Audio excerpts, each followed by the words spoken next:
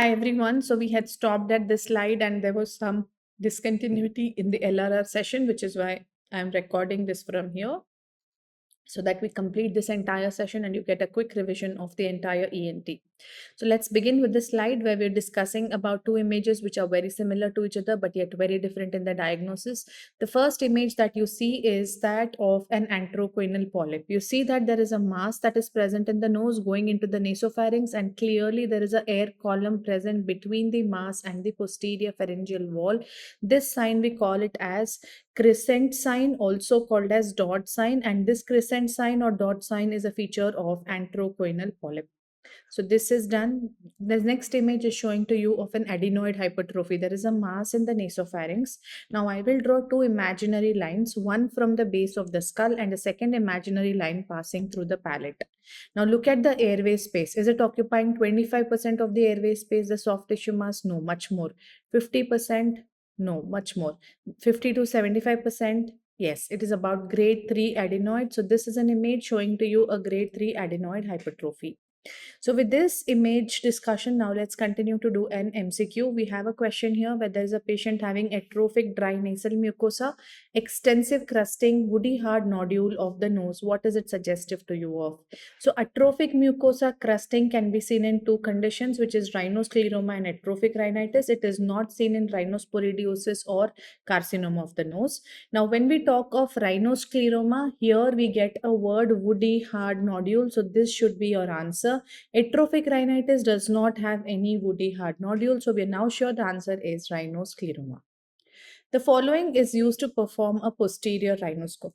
So when we want to do a posterior rhinoscopy, of course, we want to use a mirror, and the name of the mirror is called as St. Clair Thompson Posterior Rhinoscopic Mirror. Now, when I want to pass the mirror and place it behind the uvula to see the reflection of the nasopharynx and the posterior end of the nose, the tongue can obscure the view. The tongue will block the view, and hence it might be difficult to visualize the structures in the nasopharynx. So, in that situation, what do? We will take a tongue depressor and push the tongue downwards. And now when the tongue is pushed downwards, do I get more space here to visualize inside the mirror? Yes. So here we require St. Clair Thompson posterior rhinoscopic mirror and tongue depressor. So the correct answer is both. But if I'm trying to do a indirect laryngoscopy, of course I'll require an indirect laryngoscopic mirror. But now I want to look inside the mirror, the larynx. So when I place the mirror behind the tongue and below the uvula, facing it downwards, again the tongue is blocking my view. So what will I do? I'll pull the tongue forward. And now when I pull the tongue forward, there is a good space for reflection of the laryngeal structures into the mirror, giving me a good visualization. So I will not need a tongue depressor, but I will have to just pull the tongue out. But what is needed is going to be just the mirror. So the answer is option A. So now let's go to the pharynx and let's do some of the questions related to pharynx. Now we have an endoscopic image of the nasopharynx, and this is a PYQ where they have marked a structure here and they're asking you what is this structure. So the structure that is marked here is nothing but fossa of Rosenmuller. So the correct answer is option C. In front of it we have a bulge which is called as torus tubarius. In front of it we have the opening of a tube which is called as eustachian tube. So we have eustachian tube. Behind that, we have torus tubarius, and behind that, we have fossa of Rosenmuller. So the structure that was asked to identify is nothing but the fossa of Rosenmuller. Next question. Passavant's ridge is formed by. So Passavant's ridge is basically a ridge formed by the fibers of palatopharyngeus, and this fibers of palatopharyngeus cut off the nasopharynx from that of oropharynx, so that when we swallow, there is no nasal regurgitation. What is sinus of Morgagni? Sinus of Morgagni is the space between superior constrictor and the base of skull. So between the base of skull and superior constrictor, we have a space which is called as sinus of Morgagni. The structures that pass through this can be remembered with the help of a mnemonic LATA. What does L stand for? L is for levator villi palatini. A is for auditory tube or eustachian tube. T is for tensor villi palatini, and A is for ascending palatine artery. Okay, so these are the four structures that pass between the base of skull and superior constrictor. As we go forward, I will explain to you eventually of all the other structures. We have a slide for discussion as well. What is Luschka's tonsil? Luschka's tonsil is nothing but your adenoid. Gerlach tonsil is nothing but that of your tubal tonsil. So Luschka's tonsil is adenoid and Gerlach tonsil is nothing but your tubal tonsil. Let's do a question. A 38-year-old woman presents to you with difficulty in swallowing and mild intermittent sore throat. A detailed examination reveals no overt abnormalities, but MRI shows you a structure passing between superior and middle constrictor. So this is what I was telling you. We learned between the base of skull and superior constrictor, Lata. Between superior and middle constrictor, what are the structures passing? So one is going to be your glossopharyngeal nerve. Along with that, we have a muscle which is going to be your stylopharyngeus muscle. So stylopharyngeus muscle and the glossopharyngeal nerve pass. So here we have between the base of skull and superior constrictor sinus morgagni. The structures we have already remembered with the mnemonic, Lata. Between the superior and middle constrictor, we have got the stylopharyngeus muscle and the glossopharyngeal nerve. Between the middle and inferior constrictor, we have got the superior laryngeal nerve.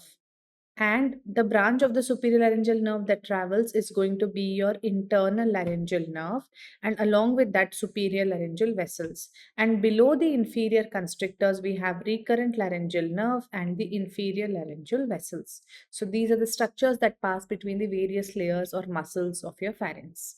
Now let's do MCQ. A 16-year-old presents to you with fever, sore throat, and enlarged tonsil with a grayish-white exudate and posterior cervical lymphadenopathy. Very important is monospot test is positive. Most of the times when we read the first line, we think it is acute bacterial tonsillitis, fever, sore throat, enlarged tonsil with cervical lymphadenopathy. That's the first thing that we think of. But they have clearly given to you two things: posterior lymphadenopathy and monospot test positive. It gives you a diagnosis of infectious mononucleosis, and it is not an acute bacterial tonsillitis. So now we are very sure that it is infectious mononucleosis. So when we talk of acute tonsillitis, the organism is group A beta hemolytic streptococcus. This group A beta hemolytic streptococcus has got cross-reactive antigens against myocardium, glomerulus, and the joints. As a result, it can cause long-term complications like rheumatic fever, subacute bacterial endocarditis, and glomerulonephritis.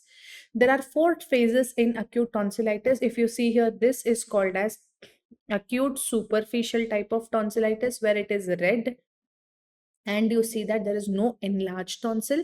The second one, you see reddish tonsil with exudates in the crypts, which we call it as follicular tonsillitis.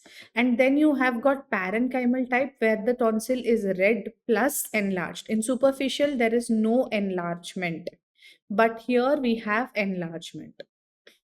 And then finally, we will have a membranous tonsillitis, where we have got a membrane over the tonsil. This is a true membrane because it's coming from the tonsillar tissue and the dead bacteria. On peeling, there will be no bleeding in this membrane. So that was about your acute tonsillitis. So let's do one question here. A 25-year-old patient presents to you with history of recurrent sore throat. On examination, tonsils are small, shrunken, and firm. So see here, several years, meaning it is a chronic infection. Whenever you see a small tonsil, what type of tonsillitis will you think of? Chronic fibroid type of tonsillitis. And there is multiple crypts on the tonsil which are filled with cheesy, foul-smelling debris. What is the most appropriate next step in the management? So we know that it's a chronic fibroid type of tonsillitis. You cannot just wait and watch. What are we planning to do here? We are going to do a tonsillectomy because this is a relative indication for tonsillectomy. Reassure and observe won't work because this is going to recur and patient will have recurrent sore throats. Start a course of oral antibiotics. It's only temporary measure, not a permanent measure. Incision and drainage is not necessary because this is not an abscess, but you can do an elective tonsillectomy so that the patient will not have recurrent infections, the patient will not have an abscess, and will have a good quality of life. So with that, let's go to the next question. A patient with a history of recurrent tonsillitis underwent tonsillectomy, and now the patient is presenting to you with secondary hemorrhage.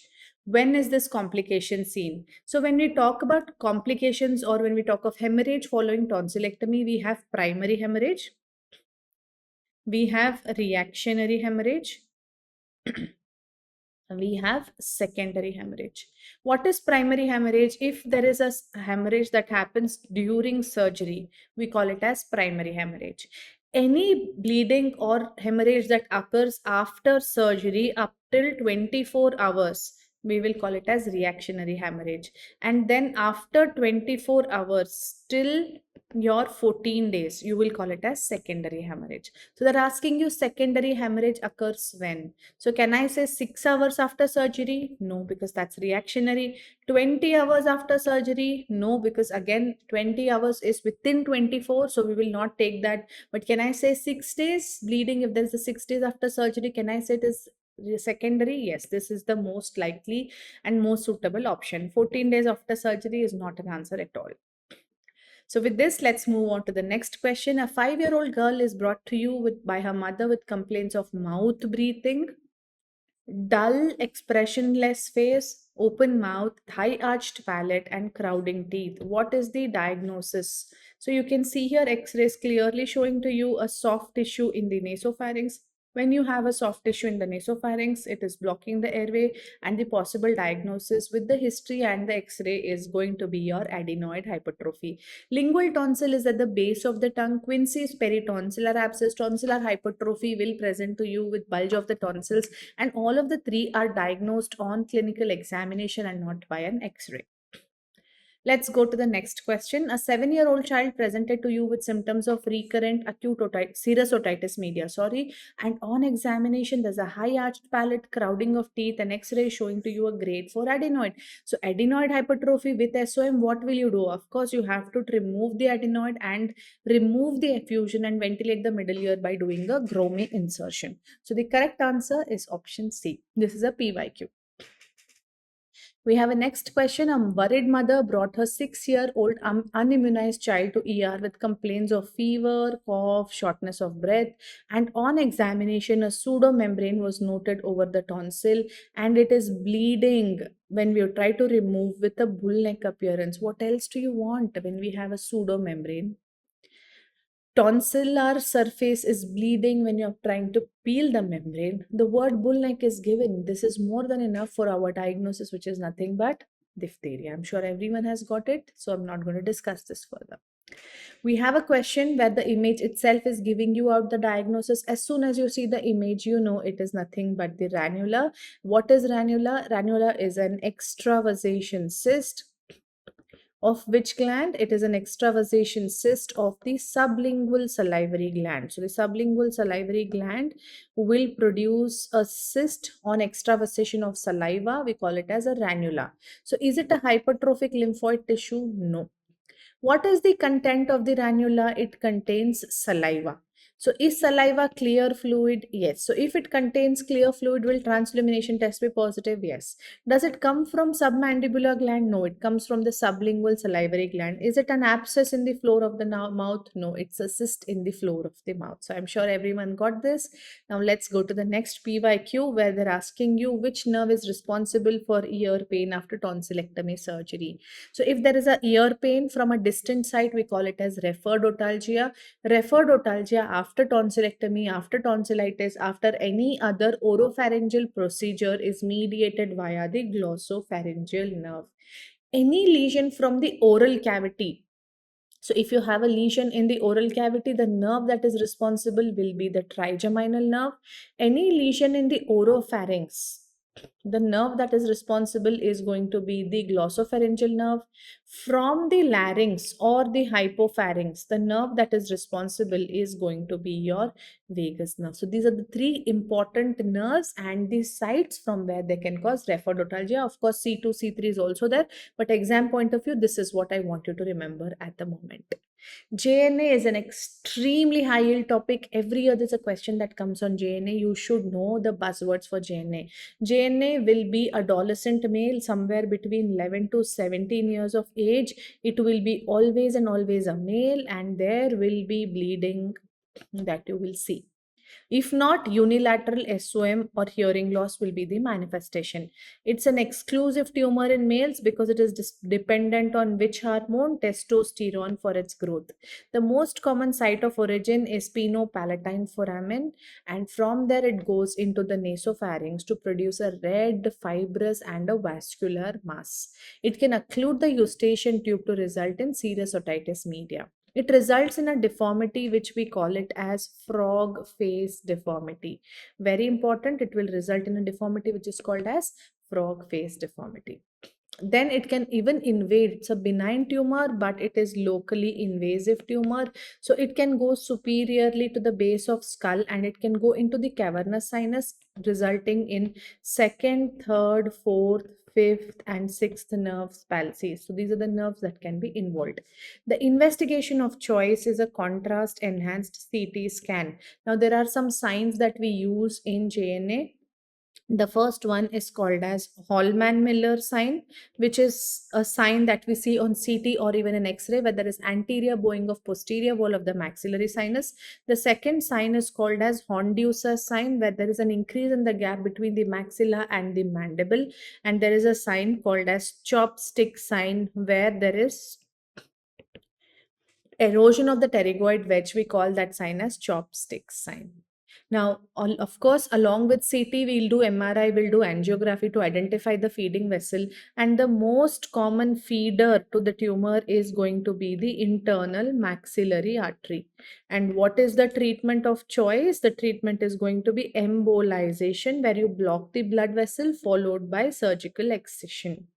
What is the name of the staging system that we use for JNA? The most common one that we use is called as Redkowski's classification. The second one is going to be your Fish classification that we use for JNA. So you just need to know the names. Of course, if you know the staging, even better. But this is what we look for when we're talking to you about JNA. Now, when it comes to nasopharyngeal carcinoma, the most common site or the most common site of origin is going to be the fossa of Rosenmuller. The buzzwords will be a old age man, usually presenting to you with neck nodes, and you don't know where the primary is.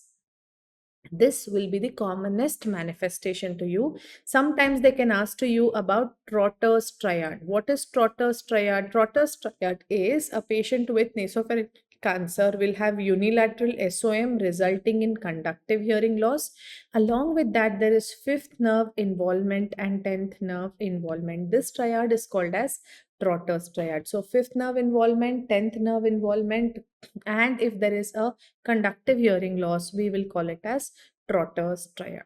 Now, of course, they will also have nasal obstruction, eustachian tubal obstruction, cranial nerve palsies. But here you will have second, third, fourth, fifth, sixth, seventh, eighth, ninth, 10th.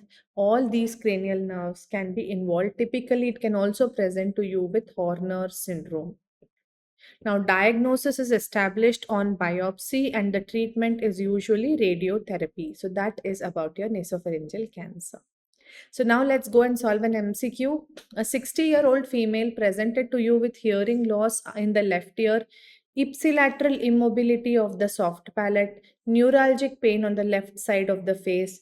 Rinne and Weber were done, which concluded that there is a conductive hearing loss. So hearing loss, immobility of soft palate indicate 10th nerve involvement, neuralgic pain on the face indicates 5th nerve involvement. So what triad are we talking to you about? It is nothing but your Trotter's triad of nasopharyngeal cancer. We have a next image of a male who's presenting to you with dysphagia, halitosis, and aspiration pneumonia. Barium swallow is clearly showing to you that there is a pouch. What is it? It's pharyngeal pouch, also called as Zenker's diverticulum. So because the food is going in the pouch, there is halitosis, and when the contents of the pouch fall on the larynx, there is aspiration. And because the pouch contents are compressing now on the esophagus, it will present to you with dysphagia. So all of these are suggestive to you of pharyngeal pouch, also called as Zenker's diverticulum. Now let's go to the next question.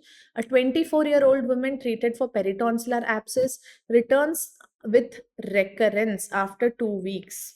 So she had an abscess, you did IND, now she's coming back with an abscess. What is the definitive way to prevent further recurrence? You don't want this to occur again. What will you do? You will do an interval tonsillectomy. What is interval tonsillectomy? First, if a patient is having peritonsillar abscess, you're going to drain it. So what will you do? You'll do incision and drainage. After that, what will you do? You will wait. For how long? Wait for 4 to 6 weeks. After waiting for 4 to 6 weeks, what you will do? You will do an elective tonsillectomy. So this procedure where you wait for 4 to 6 weeks after a peritonsillar abscess, we call it as interval tonsillectomy. Now let's go to danger space. What is danger space? It's a component of the retropharyngeal space which is located posteriorly. So ideally we say that retropharyngeal space is located between buccopharyngeal fascia anteriorly and the prevertebral fascia posteriorly. So this space we call it as retropharyngeal space. This space begins superiorly from base of skull and inferiorly it ends at T4 vertebra. Now this is further subdivided into two compartments by the alar fascia. So the anterior compartment, this is called as true retropharyngeal space, and the posterior compartment is called as danger space. So danger space is now between which two fascia? Alar fascia and prevertebral fascia.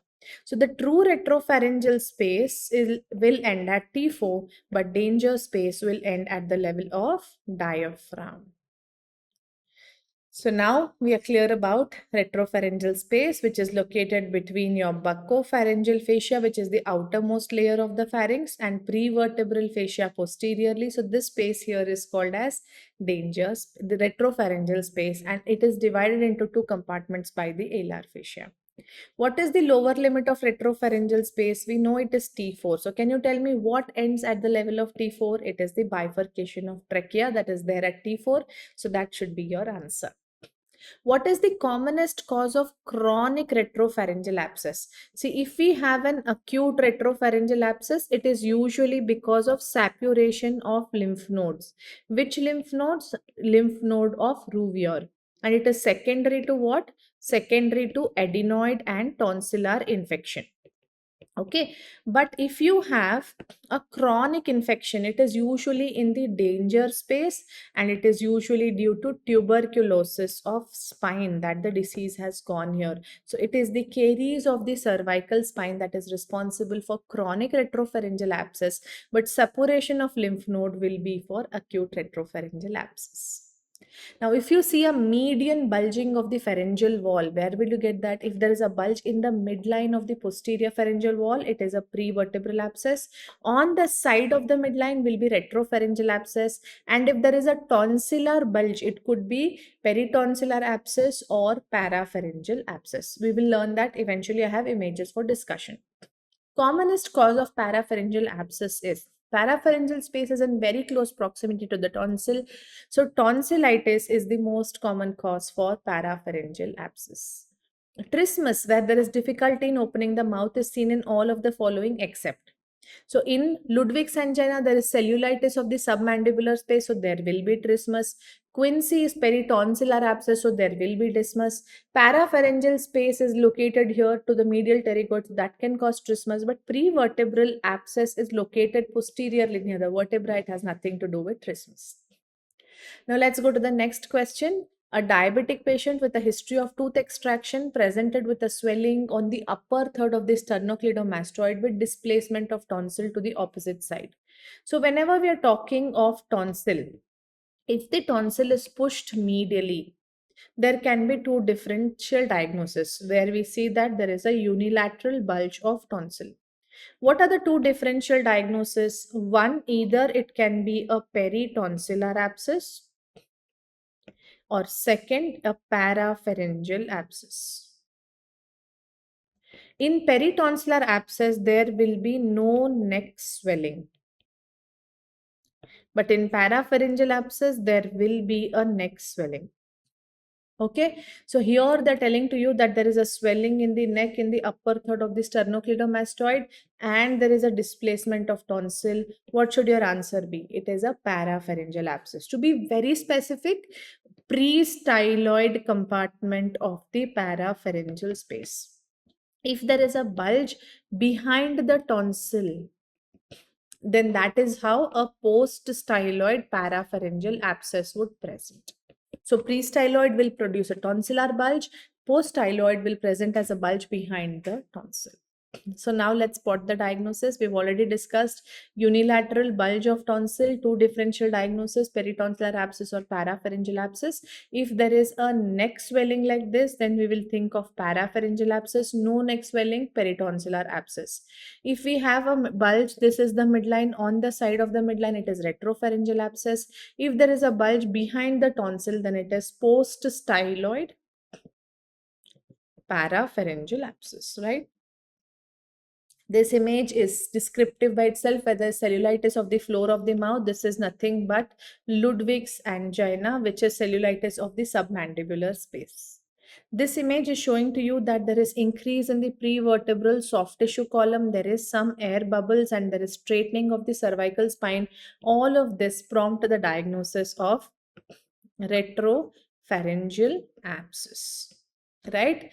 So now that we've known this, let's go quickly to larynx. So we finished the pharynx very quickly, understood everything, the abscesses, anatomy of pharynx, very importantly, tonsil and adenoid, GN and NPC, pharyngeal pouch, Ludwig's angina. These are the most important things that you need to revise from pharynx. Now let's quickly do the larynx. Larynx basically has some paired cartilages. Which are the paired cartilages? The paired cartilages are arytenoid, corniculate, and cuneiform. Which are the unpaired cartilages? The unpaired cartilages is thyroid, cricoid, and epiglottis. The hyaline cartilages of the larynx are, so before we go to hyaline, let's just mark out the elastic because it's more easy. So the epiglottis with the corniculate and cuneiform, these are going to be your elastic cartilages, whereas your thyroid, arytenoid, and cricoid, these are going to be your hyaline cartilages. The largest cartilage on the larynx is your thyroid cartilage. The only complete cartilaginous ring in the entire airway is which cartilage? Very importantly, it is your cricoid cartilage. So now that we've understood the laryngeal anatomy, let's do some of the important images and questions that we can have from here. So we have an image here that's talking to us about a muscle that's located on the extrinsic surface of the larynx. What is this muscle? This muscle is nothing but your cricothyroid. So this cricothyroid muscle is the only muscle that lies on the extrinsic surface of the larynx, and it has got two bellies.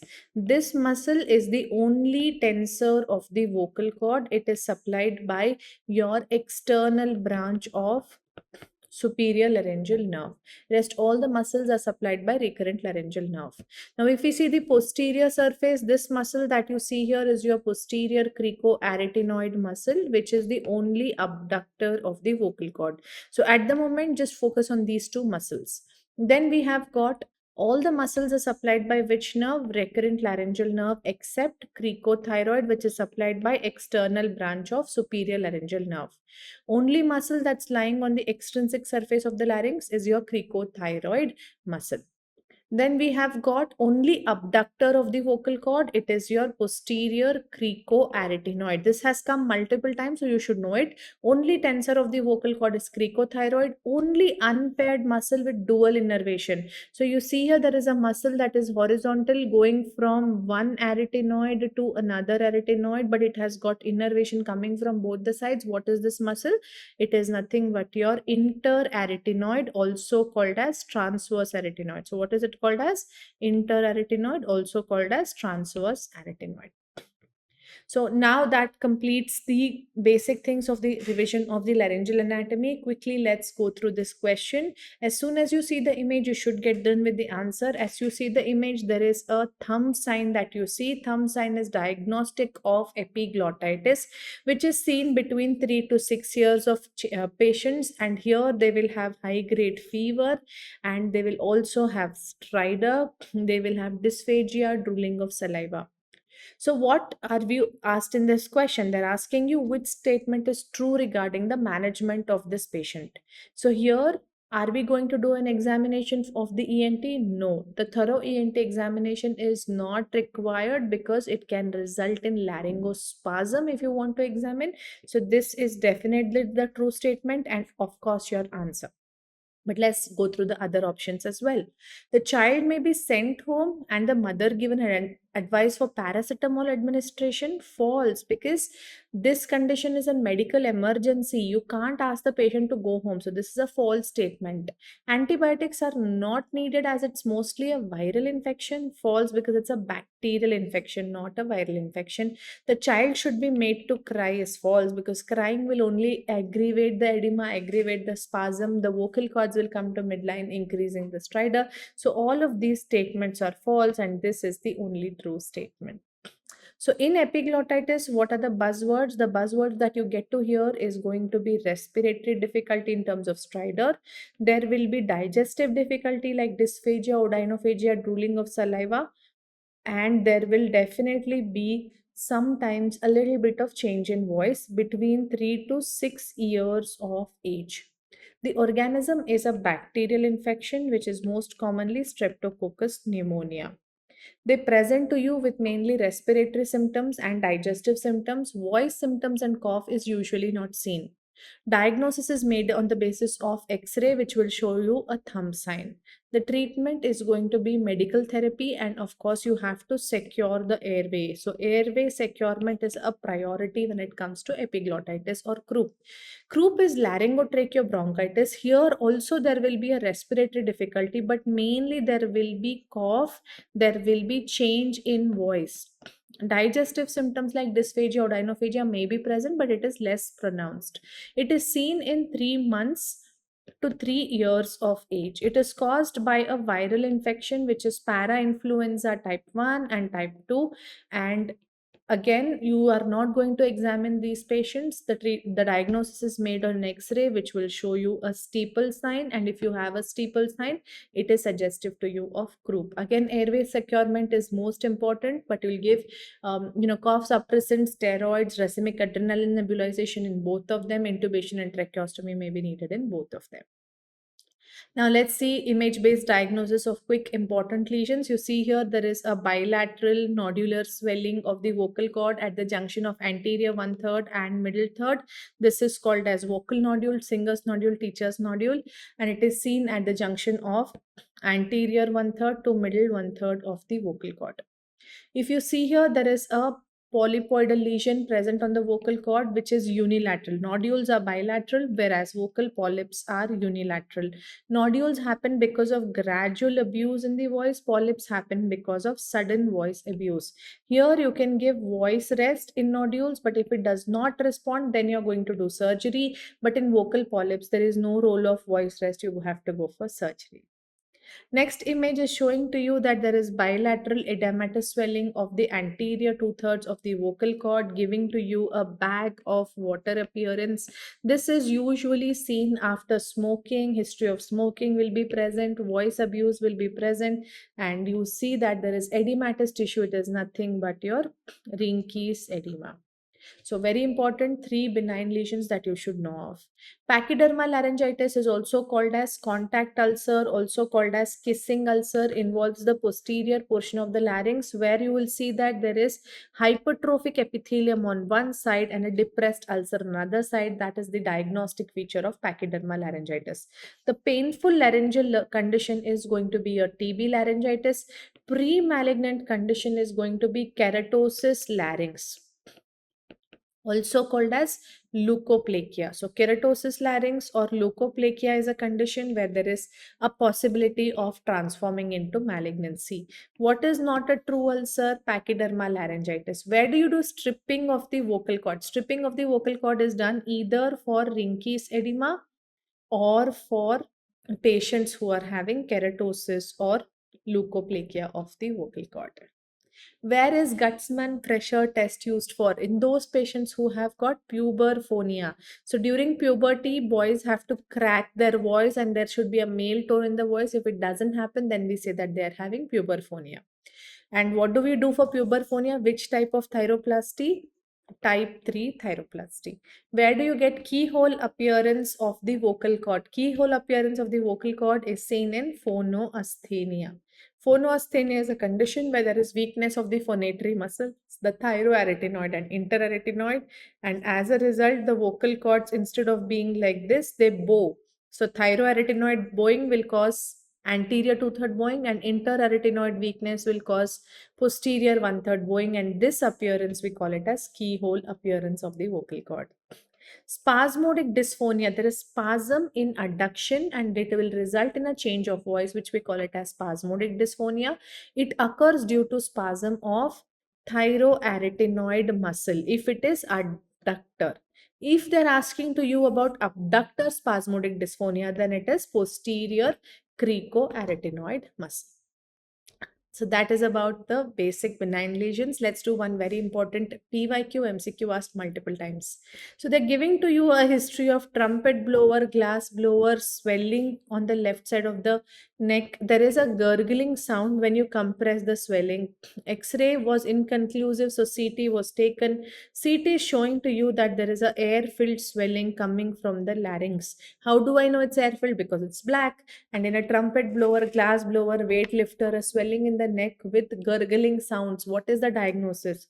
It is nothing but laryngocele. That gurgling sound, we give it a name. What is that sign called as? We call it as Bryce's sign or Bryce sign. That is the hallmark of laryngocele. So now comes your laryngeal cancer. Very important. Laryngeal cancer, there are carcinogens like smoking, tobacco, exposure to fumes, exposure to viruses like HPV virus, and genetic predisposition, all of that. We have supraglottic, glottic, and subglottic, three subtypes over here. The best one and the most common one is the glottic cancer, and it has the best prognosis. Why does it have the best prognosis? Because it has got no lymphatic spread and there is going to be early presentation. Followed by, we have got the subglottic cancers, which have a better prognosis. But in terms of occurrence, glottic cancer is followed by supraglottic, followed by subglottic. This is the occurrence. But in terms of prognosis, glottic followed by subglottic, followed by supraglottic. So this is the prognosis and this is the occurrence. So when we talk about laryngeal cancer, the staging is very, very important. TNM staging is again very, very important. So we'll do an MCQ to revise the TNM staging as well. A patient presents to you with carcinoma of the piriform fossa. On laryngoscopy, the lesion is 5 centimeters and the right vocal folds are not mobile. There is no lymph node involvement and there is no distant metastasis. What is the TNM staging of this tumor? So first of all, we are not talking about laryngeal cancer TNM staging, but a hypopharyngeal cancer TNM staging, which might look a fresh thing to you in the exam, which you might not be able to answer. The only thing that you see here is no lymph node, no metastasis, indicating to you N0, M0, but all the options are showing to you N0, M0. Now, how do we go?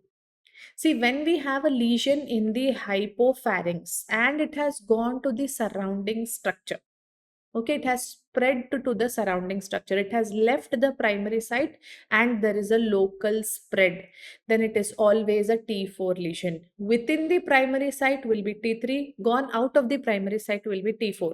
So now we are sure it is not T2, it is not T3. Now is it T4A or is it T4B? Local to the adjoining site will be T4A, but if it is going to a distant site, it will be 4B. Now from piriform fossa or the hypopharynx, if it goes to the larynx, it is a local site. So it's going to be T4A N0 M0 and not T4B N0 M0. So with this, let's go to the next question. Which sensory nerve supplies the larynx above the level of vocal cords? So the sensory nerve supplied to the larynx above the level of vocal cords is via your internal laryngeal nerve, and below the level of vocal cords is via recurrent laryngeal nerve.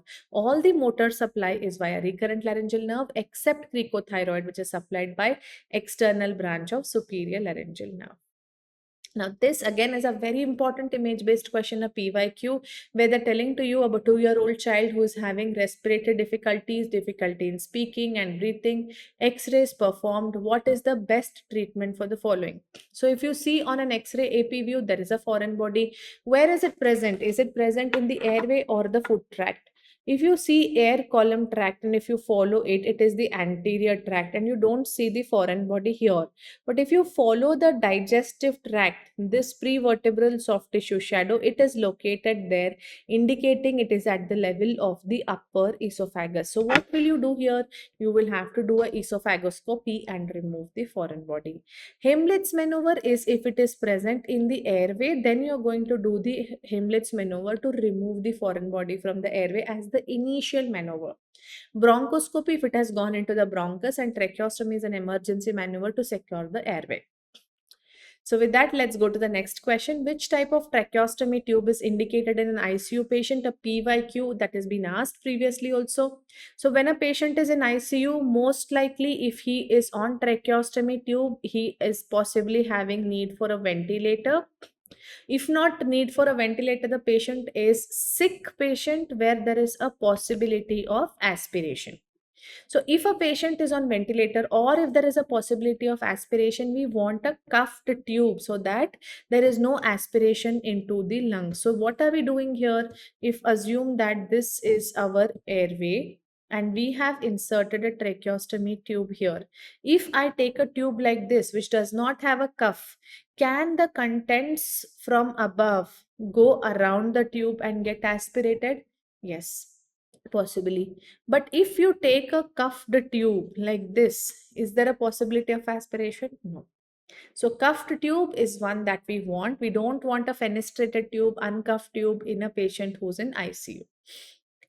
And in an emergency, an access to airway is performed with this procedure. They're asking you to identify this procedure. So here we're making an emergency access to the airway between the thyroid and the cricoid. This we call it as cricothyrotomy. This is the first measure that you do if you want to secure the patient. In a patient whom you cannot intubate, cannot ventilate, first to do cricothyrotomy and then convert to tracheostomy. If there is time, you can go directly to tracheostomy as well. So you can see here, this is how we do a cricothyrotomy.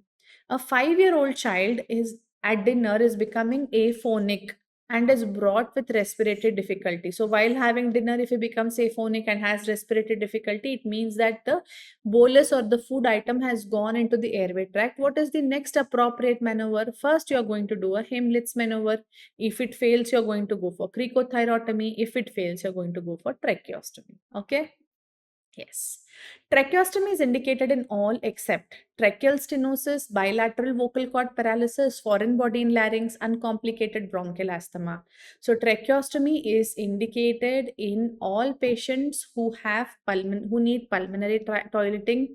In those patients in whom there is a foreign body in the larynx, you want to bypass and you want to make an alternative way for airway. If there is a bilateral RLN palsy and vocal cords are in the midline, so as to secure the airway, you might need it.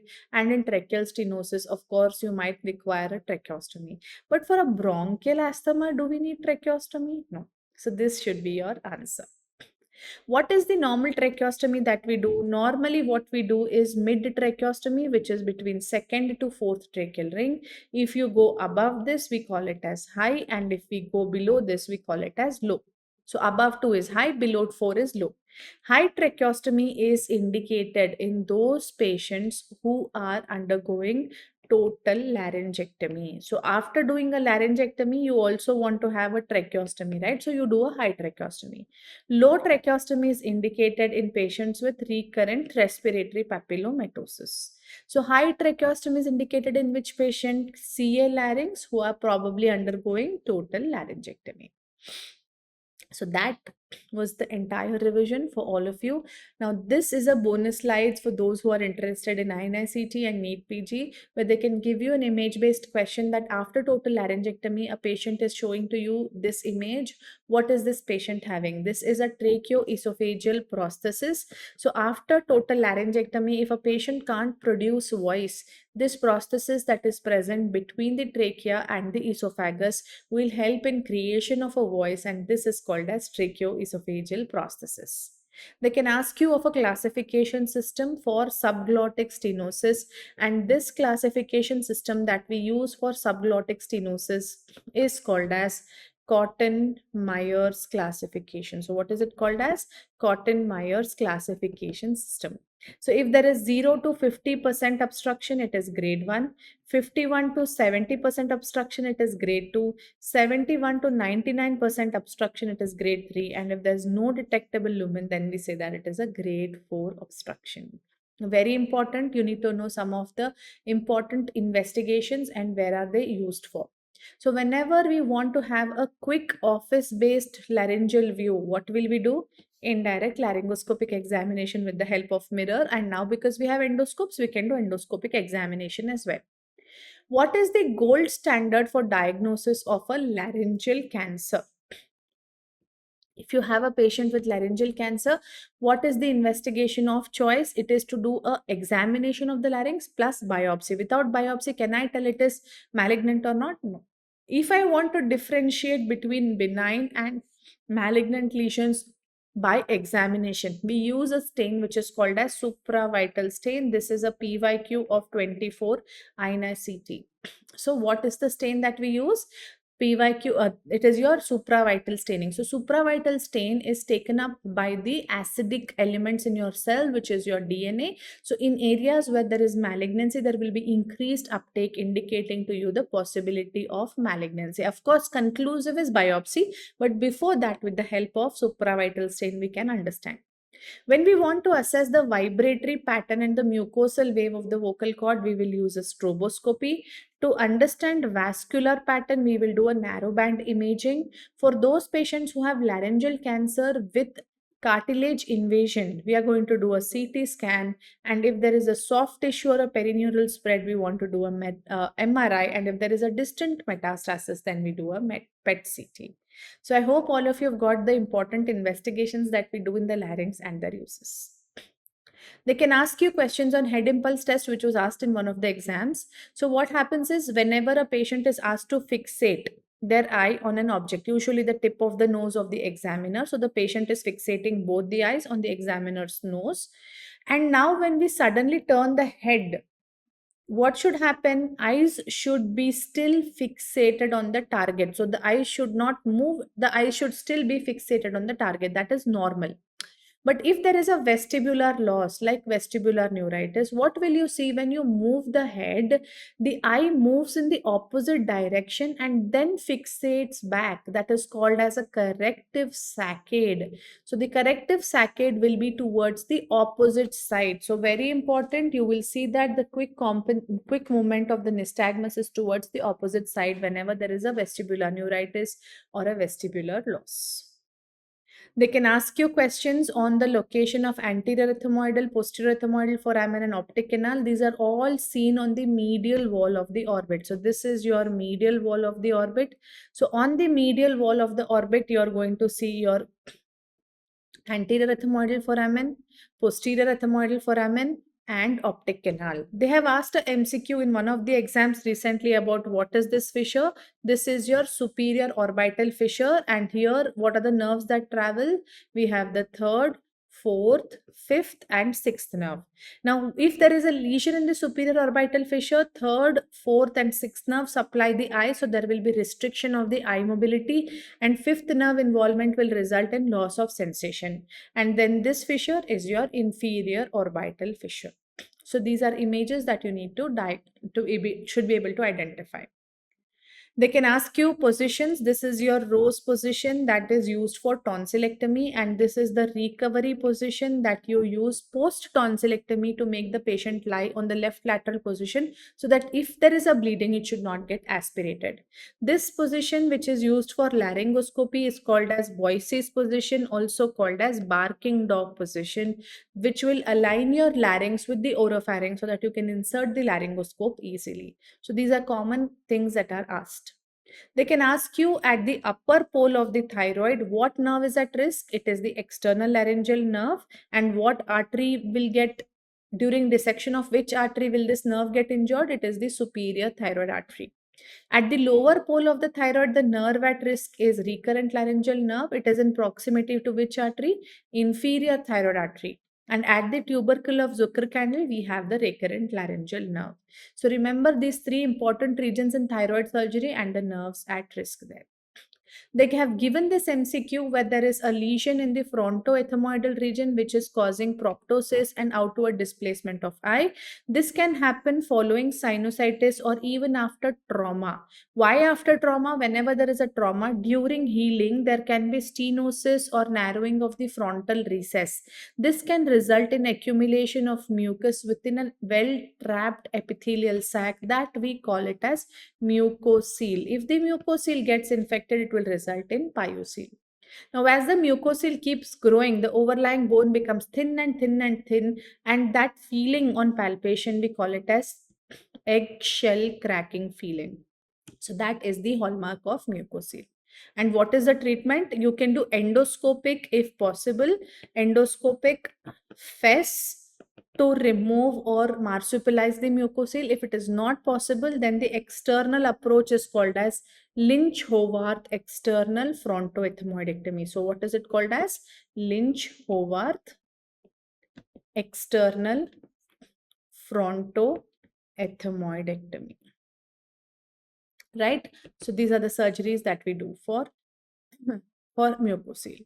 Now you see here, this is a procedure where they can give you an image-based question and ask you what is this procedure. This has come as a PYQ.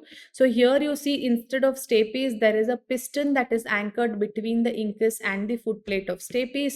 This is nothing but your stepidotomy. If you remove the foot plate also, then it is stepidectomy. So stepidectomy or stepidotomy with placement of prosthesis is what you should identify. This is an image for tympanoplasty, where there are 6 types of tympanoplasty as per Woolstein. If you place the graft on the malleus and repair the tympanic membrane perforation, it is type 1. So what is the first ossicle? Malleus. What is type 2? Malleus is absent. So now you're placing the graft over the incus. So what is this called as? Type 2. Here, where is the graft placed? On the second ossicle, which is incus.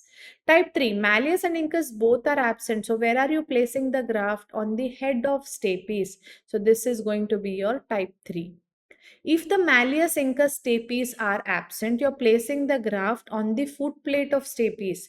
This is called as type 4. So foot plate of stapes is going to be your type 4 tympanoplasty. If you make a opening in the lateral semicircular canal and you will place a graft over it, we call it as type 5, also called as fenestration operation. And what is type 6? Instead of placing the graft on the foot plate or the oval window, if you place it on round window, then we call it as type 6. So that completes the bonus revision slides also. I'm hoping that you're going to benefit from this LRR session where I have tried to complete everything, the PYQs, the PYTs, the upcoming exam questions, and also to give you a in total revision of the entire content of ENT in a very short time. And I hope this will help you crack the examinations with the best marks. I'm sorry for that inconvenience caused to you during the live session because of internet issues, which is absolutely not under my control. But what I could do best is to record and give you all this session. So I hope that all of you are doing well and will prepare well with this session. Take care and bye-bye.